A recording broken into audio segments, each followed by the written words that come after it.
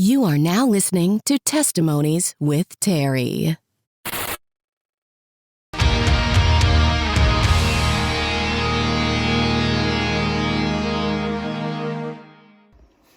What's up, everybody? Terry has sent me quite a few questions that you guys had from the episode that we did on Testimonies with Terry, and I'm going to do my best to answer them real quick. So the first one was, what things have you found helpful in your walk with Christ and not letting anxiety rule over you?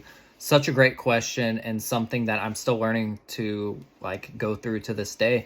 But I would say the most basic and helpful thing that I have learned is that I'm not in control, and I'm gonna have these feelings that I'm gonna experience, and I have to work through them. I can't let them defeat me.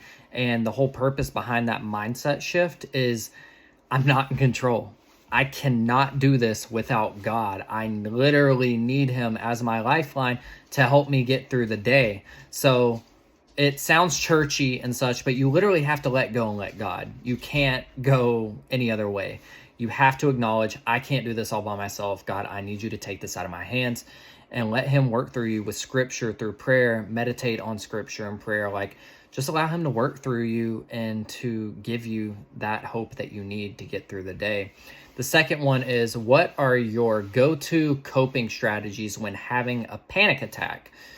When I'm having a panic attack, it's really hard for me to comprehend what's happening. I feel like I'm having a life-altering issue right then and there. My heart starts convulsing. I feel as if I'm going to die. So in that moment, the things that I really try to tell myself is, Trevor, you are okay. You're not dying. Breathe. And just slowly inhale, hold it, exhale, inhale, exhale, and keep doing that. And I promise you that things will get better. If you're at home, take an ice cold shower. Thank me later. And you're probably thinking I'm crazy with that, but don't knock it till you try it. It'll kill it like that. And if it doesn't kill it, it'll at least soothe the panic attack that you're having in that current moment.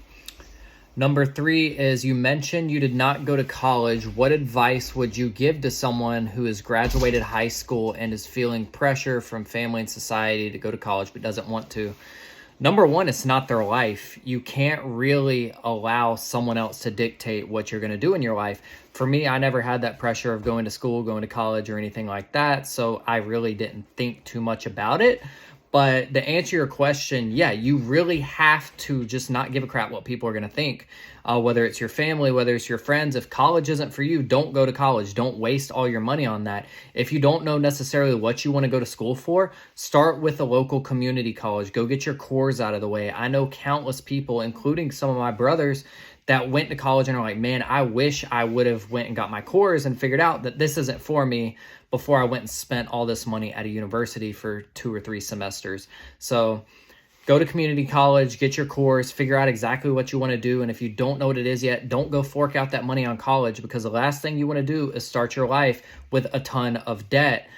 And society pressure, I've never really felt that. I don't allow people to dictate that part of my life. So I hope that answers your question in a non-biased way. Have a conversation with your family.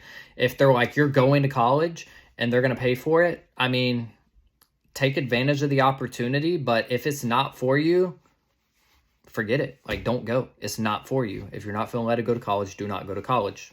End of story. Number 4, what's helped you to resist the temptation of looking at pornography? That is a hard one, because, these temptations, they're always going to be there. And I pray that God breaks them off for me one day, but you're always going to have that temptation. But when you fall into it, do not beat yourself up. Give yourself some grace, move forward from it, and just be like, you can't number your days either. You can't be like, oh, it's been 5 days, because then you're thinking about it. You don't need to think about it. So when you do make the mistake or slip up, move past it, remind yourself to have some grace for yourself, and allow yourself to move past it. Do not allow yourself to dwell on those things, because they will defeat you. The guilt, everything, having guilt about it is normal. And you just have to remember, I'm not perfect. I'm going to make mistakes. I was born into sin. You just have to move forward. You really do. Number 5, having your own podcast and a media marketing agency, how do you choose what to say yes to and what to say no to?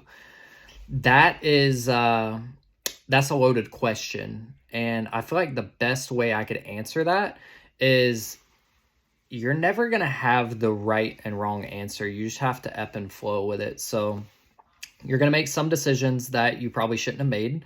You're going to not make some decisions that you probably should have made. So if that makes sense, like, should I do this interview, or should I take on this client, or should I take on this project, or should I continue to work with this person? It varies per project or per client. I would never say that taking someone on is a mistake, because you learn from that. Even in interviews, I've recorded some interviews that never saw the light of day because I just realized that that's not really something that I have authority to be talking about, nor did it line up with my faith. So I don't even really reach out to the person. I just don't put it out. And if you feel that conviction, I hope and pray that you can have that discernment later on to be like, you know what, probably shouldn't have done that. But I have also worked with clients that it did not work out well, and it did not pan out well, and you're not going to win them all. So just remember, it's never going to be a perfect thing, and you just have to keep on showing up and trying. And there is another question here, which is the final one, question number 6. How did your family respond as you were walking through your mental health journey? What were some things that you found especially encouraging or helpful? That's a loaded question as well. When I first started going through it, it was like, get over it, you're overreacting, blah, blah, blah. But as time went on and the issues were still there, and I found like medication and therapy were something that could help with it. Once people started to realize, oh, this is actually a valid thing that Trevor's going through. It's not him just being overly dramatic or anything like that. He's actually experiencing panic and discomfort in this mental health journey. Everyone was really supportive once they figured that out. But a lot of families, especially like in the generation that my parents grew up in, there wasn't a lot of that. There wasn't a lot of, hey, you're struggling with anxiety, you should go to therapy. Like, no, they called them shrinks, and it was frowned upon. Like, you're crazy, you're going to therapy. But it's not like that anymore, thankfully. So it was weird at first because I felt like I was alone on this island. But then once they wrapped their arms around me and were like, hey, he's having issues. And some of them still to this day don't get it, and that's fine. I don't ask them for advice. You just have to figure that stuff out. And to really try to hone down on that question, sometimes it's going to be the family that is not birth related to you and your blood relations that are going to be the most helpful to you. So I would seek advice from a youth pastor, therapist, elder, someone that you really look up to, and really try to narrow this stuff down, because it's going to vary per person and there's no blueprint to success when it comes to this stuff. But thank you so much for listening to the episode, Terry. Thank you so much for having me. And always feel free to send questions. I love answering these. So love you guys. Peace.